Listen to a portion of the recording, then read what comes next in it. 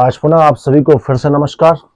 आज हम बात करते हैं कि एक समान चर्चा के अंतर्गत पूछा गया कि क्या स्टाम्प पेपर की कितनी वैल्यू होती है। कोई भी चीज़ें यदि स्टाम्प पेपर में लिखा पढ़ी कर ली जाए तो उसकी क्या वैल्यू होती है। तो मेरा कहना ये है, स्टाम्प चूंकि शासन द्वारा छपवाया जाता है तो चूंकि वो एक प्रकार से महत्वपूर्ण दस्तावेज है, लेकिन आजकल के दौर में जनता के बीच में उसकी वैल्यू जीरो है। आप स्टाम्प पेपर में कितना भी लिखा पढ़ी करा, 400 500 1000 2000 करा लो, उसका कोई महत्व नहीं। कैसे, थोड़ा ये समझिए आप मेरी बात। एक्चुअल में स्टाम्प पेपर में जनरली अपन एग्रीमेंट के लिए उपयोग करते हैं कि एग्रीमेंट स्टाम्प पेपर करा ली जाए, जो शासन द्वारा कोर्ट फीस निर्धारित करेगी कि 500 में कराना, 1000 रुपये से प्रॉपर्टी कोई परचेज करना, 1000 रुपये का स्टाम्प पेपर ले लिया अपन ने और 5 से डिफाइन किया गया है। फिर उसमें स्टाम्प तो खरीद लिए, फिर नोटरी करा लिए, फिर उसको रजिस्ट्रेशन करा लिए, तो क्या वैल्यू है इनका। तो मैं थोड़ा एक आपको एग्जांपल बताता हूँ। आजकल के दौर में क्या हो गया है, ऐसा नहीं, ये लिखा पढ़ी जो होती है, समानता एक प्रकार से एग्रीमेंट होता है। एग्रीमेंट चाहे हम आपकी किसी बात पर से लेके एग्रीमेंट, आजकल शादी भी लोग एग्रीमेंट हो चुकी। हिंदू धर्म संस्कार के अनुसार जो है हिंदू विवाह जो है एक संस्कार है, ना कि एग्रीमेंट है। लेकिन मुस्लिम एक्ट के अंतर्गत जो है उसको एग्रीमेंट बना दिया गया, कॉन्ट्रैक्ट बना दिया गया है ना। तो ऐसा, ये तो अपन बताए, लेकिन कॉन्ट्रैक्ट एक्ट ये कॉन्ट्रैक्ट एक्ट, ठीक है ना। कॉन्ट्रैक्ट एक्ट, इसको अपन हिंदी में बोलते हैं अपन संविदा अधिनियम। इसमें आपको मैं थोड़ा समझिएगा, मैं बताता हूं। समानता बताने का अर्थ हमारा ये है कि हम कॉन्ट्रैक्ट एक्ट में बता रहे हैं, हमारी बात चल रही है स्टाम्प पेपर की लिखा पढ़ी को लेकर, जो आजकल के दिनों में इसकी वैल्यू जीरो के बराबर हो चुकी है। इस कॉन्ट्रैक्ट एक्ट के अंतर्गत जो है, कॉन्ट्रैक्ट जो होता है, चाहे ओरली हो चाहे लिखित हो, सॉरी रिटर्न हो, चाहे ओरली हो या फिर लिखित या मौखिक हो, हमारा आपसे एक अनुबंध हो। मान लीजिए, जैसे मान लीजिए हमारी आपकी फ्रेंडशिप मतलब है, और यदि हम बोलते हैं कल आप लोग सवेरे इतने बजे मिलेंगे, सामने हमने प्रपोजल दिया, सामने ने एक्सेप्ट किया, और वो एक क्या हो गया, एग्रीमेंट हो गया, चाहे कॉन्ट्रैक्ट हो गया, तो ये मौखिक बात थी। फिर समझिए, मैं आता हूं सट्टा बाजारी को लेकर। सट्टा बाजार, जहां पे आप लोगों ने यदि किसी को जानकारी हो, ओपन क्लोज और कई चीजें आती हैं, जैसे मान लीजिए लॉटरी होती है, ये सब सट्टा बाजार है, जो भविष्य में पैसा आपको फंसे अथवा ना फंसे। सट्टा बाजार में क्या होता है कि आपने मान लो किसी अंक में पैसा लगाया है, सट्टा बाजार तो इलीगल है, आपने किसी अंक में पैसा लगाया और एक स्वाभाविक एक से लेके 9 तक का अंक हुआ, और जीरो भी रहता है उसमें, जीरो से लेके मतलब पूरा 9 तक अंक रहता है। उस अंक में आपने तो कोई पैसा लगाया, और पैसा लगाने के बाद हम मुझसे जाते मौके बोलते हैं कि भैया आप जो है एक नंबर पे या फिर 0 नंबर पे हम 200 रुपए का लगा रहे हैं, यदि हमारा पैसा फंस जाएगा तो आप हमको, या हम उस पर 10,000 रुपए लगा रहे हैं, आप फंस जाएगा तो हमको 1 रुपए के 9 रुपए के हिसाब से रेट से आप हमको पैसा दोगे। मान लीजिए किसी व्यक्ति का सट्टा फंस जाता है, और फंस जाने पर क्या होता है, उसको, अब जिसको अपन ने पैसा दिया था उससे हमको अब लाखों रुपए लेना है। देखिए आप, हमारे और उसके बीच में मौखिक अनुबंध हुआ है, और 2 नंबर काम है, इलीगल ट्रांजैक्शन है ये, लेकिन ये 1 नंबर चलता है। इसकी खास बात है वो है, वो अपनी रेपुटेशन बचाने के लिए, क्योंकि वो बिजनेस कर रहा है, आप भला उसका पैसा रहे ना रहे, वो अपना मकान अपना घर बेच के आपको पैसा देगा। मौखिक अनुबंध, कोई लिखा पढ़ी नहीं। एक दोस्त होता है, दोस्त बोलता है यार मुझे 10,000 रुपये उधार दे दो, हम तुमको परसों आपको दे देंगे, कोई लिखा पढ़ी नहीं। दोस्त बोला ले जाओ, और वो एग्रीमेंट हुआ, उसने हमसे प्रपोजल दिया, भाई हमको दे दो, परसों लौट देंगे। दोस्ती के वो बताया क्या, नातेदारी बताया कि भाई हमारे आपसे दोस्ती है, गिल्ला पैसा दो, तो हमने उसको 5,000 रुपये दे भी दिया, और परसों हमको लौटा देना, परसों वो हमको लौटा देता। कोई एग्रीमेंट नहीं, मौखिक अनुबंध। मौखिक अनुबंध भी जो है लॉ के अनुसार जो है ऑल एग्रीमेंट्स आर कॉन्ट्रैक्ट, चाहे ओरली और चाहे रिटर्न। तो उसकी कितनी वैल्यू आ गई, मतलब इसको बोलते हैं जुबान की ताकत, आपका जुबान होना चाहिए। अब आइए, अब हम क्या करते हैं, हमने आपसे बोला एक फलाना हमारा फ्रेंड आता है, बोलता है भाई साहब हमको आप एक 5,000 रुपए दे दो, हम आपको ये अगले महीने लौटा देंगे। हमने बोला यार लौटा ही देना, तो बोला ठीक है, विश्वास ना हो तो आप हमसे चाहे चेक ले लो, चाहे हमसे एक स्टाम्प पर लिखा पढ़ी करा लो। अपन 5,000 बात कर रहे हैं, हम बोले 1,00,000 की बात कर लो। 1,00,000 आपने मौके पर धार लिया, हम आपको परसों लौटा देंगे। एक व्यक्ति उस मौखिक कथन पे लौटा देता है, जवान वाली बात है। और वही एक व्यक्ति आता है, बोला साहब आपको हम पर भरोसा ना हो, हम तो तुम्हारे दोस्त हैं, 1,00,000 रुपए लो और 500 के स्टाम्प पर मैं एग्रीमेंट कर लो कि मैं 1 महीने बाद आपको लौटा दूंगा।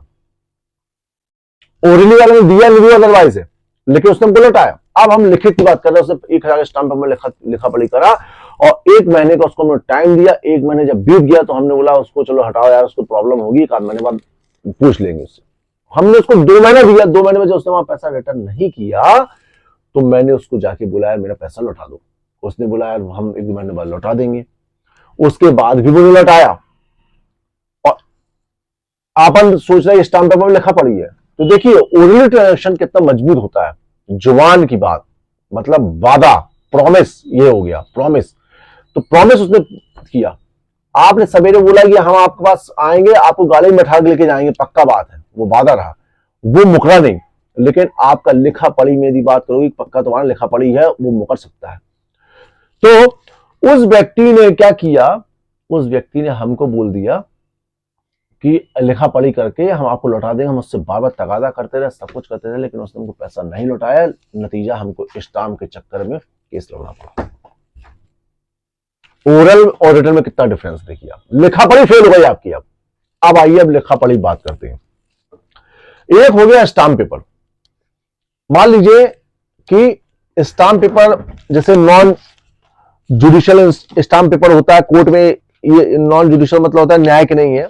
मेरे पास आपको मैं एक आध स्टाम्प पेपर यदि होता तो मैं आपको दिखाता हूं कि स्टाम्प पेपर में भी लिखा पढ़ी हो गई है तो उसकी कितनी वैल्यू है, वो मैं आपको थोड़ा बताता हूं। मेरे पास दिख तो नहीं रहा स्टाम्प पेपर कहां है। तो जैसे मान लीजिए एक ये एग्रीमेंट है, ये एग्रीमेंट फाइनेंस कंपनी का एग्रीमेंट है, ठीक है ना। सब जगह साइन लिए उन्होंने, देखो पूरे एग्रीमेंट में साइन लिया, लिखा पढ़ी साइन किया, सील सब कुछ हुआ। साइन होने के बाद जब हमको पेमेंट देने वाली आई, फाइनेंस कंपनी देने वाली बात, हम ये नहीं दे पाएंगे, जो करते मैंने कर लो आप, तो आपकी लिखा पढ़ी धरी धरी रह गई। यदि एक कोरे कागज में, प्लेन पेपर में जब मौखिक एग्रीमेंट की वैल्यू है फिर तो पेपर है। इस कोरे के पेपर में अगला व्यक्ति लिख के देता है साहब हमको 1,00,000 रुपए दे दो, बॉस हम बोल रहे हैं आपको हम स्वाभाविक रूप से अगले महीने लौटा देंगे। इस कोरे के पेपर में लिखा पढ़ी करी थी। और अब जब वो पैसा नहीं देता या देता है या फिर ऐसी कोई बात हो जाती है तो इस पेपर में 2 पक्षकार होते हैं। हमेशा ध्यान रखना, कॉन्ट्रैक्ट एक्ट के अंतर्गत हमेशा 2 से या 2 से अधिक पक्षकार होंगे। भाई अनुबंध और एग्रीमेंट तो 2 व्यक्ति भी होगा ना, अकेले थोड़ा ना, स्वाभाविक 2 व्यक्ति तभी तो बात होगी। तो हमने उससे कोरे कागज में उसने लिख के हमको दे दिया, कोई कागज नहीं था वहां, स्टाम्प नहीं था, उसने हमको एक कागज रख लिया। जब कभी वाद आता है और यदि बोलते मियां बीबी राजी तो क्या करेंगे, जब वो वाद आता है और हम बोलते हैं साहब इसने एग्रीमेंट किया था हमसे, कोरे कागज में लिख के दिया था कि हम इससे 1,00,000 रुपए ले रहे हैं और 1 महीने बाद 2 महीने बाद हम लौटा देंगे, हम बोल रहे हैं। और वो व्यक्ति भी जब सामने आता बोलता हाँ साहब हमने इनसे पैसा लिया था और हमने ये लिखा पढ़ी कोरे कागज में कराई थी। यदि वो स्वीकार करता है हमने लिखा कराई, जो बातें इसमें लिखी वो सत्य है, तो ये 1,00,000 के स्टाम्प से ही बढ़कर हो गया, क्योंकि दोनों पार्टी ने स्वीकार किया यस जो ये लिखा है वो सही लिखा है। लेकिन वहीं पे यदि आपने स्टाम्प पे लिखा पढ़ी कर दिया और सामने वाला बोलता है, अब मान लीजिए अब क्या हुआ, आपने किसी की प्रॉपर्टी ले लिया, आपने एग्रीमेंट कराया, स्टाम्प खरीदवाया उसके नाम का, एग्रीमेंट भी करवाया आपने।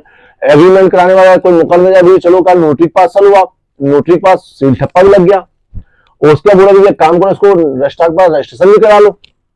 कहीं कोई बात मुकरर ने हमने 5-7 लाख रुपए देके उससे एग्रीमेंट करा लिया, एग्रीमेंट को रजिस्टर भी करा लिया बराबर कोर्ट फीस के साथ, लेकिन उसके मन में, सामने वाले के मन में यदि बेईमानी होगी तो 1 करोड़ का भी स्टाम्प ले आओगे तो 50 साल तक केस ही लड़ते रहोगे। अब जब उसका मन में बेईमानी आ गई और जब हम उससे दिखाने लगे चारों साइड कि साहब ये तो एग्रीमेंट है, ऐसा है वैसा है, तो बोलेगा साहब वो तो नशे में हमसे लिखवा लिया था, लिखा पढ़ी करवा लिया था और हम नशे में रहे, हमको ध्यान नहीं था। कुछ ना बोलना है, कुछ ना कुछ तो उसको बोलना ही है।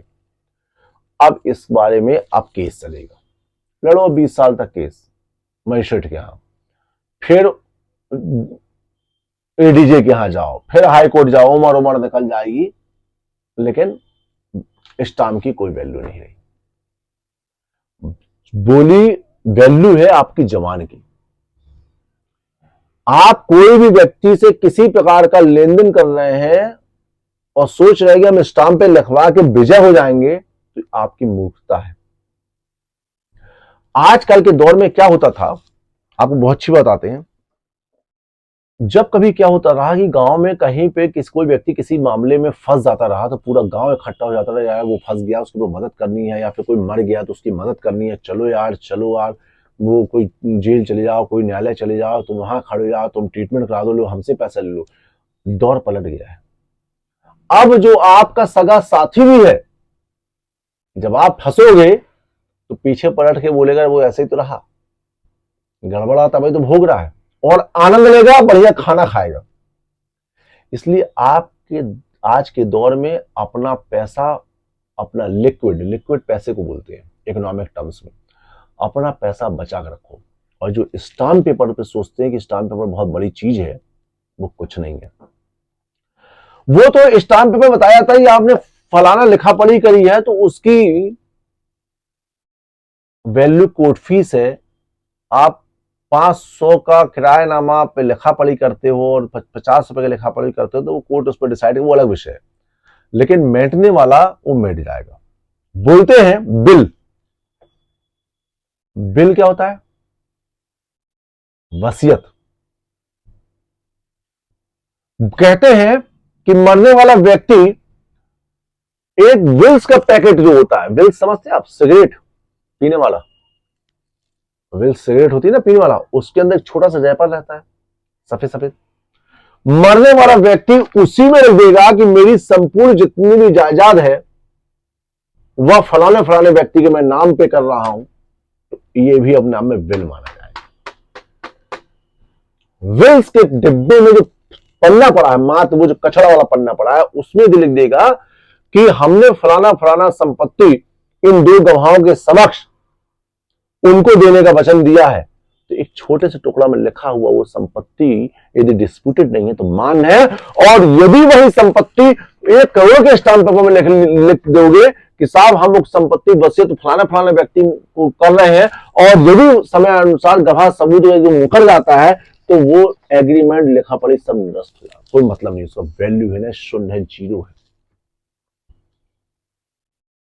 मैं इसका अपडेट आपको लगातार देता रहूंगा अपने इस वीडियो के माध्यम से। आप चैनल को सब्सक्राइब इसलिए करें ताकि आपको नए नए वीडियो अपडेट मिले, आजकल के दौर में क्या चल रहा है वो बताया जाएगा, और इस संदर्भ में किसी प्रकार की लिखा पढ़ी संबंधित या सिविल संबंधित या फिर कोई ऐसा आपके मन में विचार आया हो, उस विचार के संबंध में किसी प्रकार के जिज्ञासा आपके मन में हो, तो स्वाभाविक रूप से आप हमको जो है कमेंट बॉक्स में आप लिखेंगे, आपको हम उसमें रिप्लाई देंगे। हमारी एक वेबसाइट है धर्मविधि.com। धर्मविधि.com में आप जाएंगे और वहां पर इंक्वायरी में आप अपनी बातें लिखेंगे, तो उसमें मोबाइल नंबर लिखेंगे तो हम आपके जिज्ञासा जितना हो सकेगा आपको हम उस पर अपडेट करेंगे। लेकिन ध्यान रखना, मैं फिर बता रहा हूं, स्टाम्प जो है अल्टीमेट चीज नहीं है। अल्टीमेट समझते ना, अंत में। स्टाम्प को आप हर कुछ में समझो कि मतलब अपने पूरे घर का पूरा रिटायरमेंट का पैसा किसी को दे दिया, या पूरे घर का पैसा किसी को दे दिया कि 1 लाख के स्टाम्प लिखा पड़ी हो गई, रजिस्टर्ड हो गया, तो उसको मेटने वाले को मेटोगे। जब इंसान के पास भुनी भांग नहीं रहेगी तो क्या देगा? जिसको बेईमानी करना बेईमानी करेगा, और बेईमानी का दौर तेज चल रहा है, लूटामारी हर तरफ चल रही है, अपने आप को बचा सको तो बचा सको। मैं विनय पांडे, एडवोकेट, जबलपुर से, आपको नमस्कार है।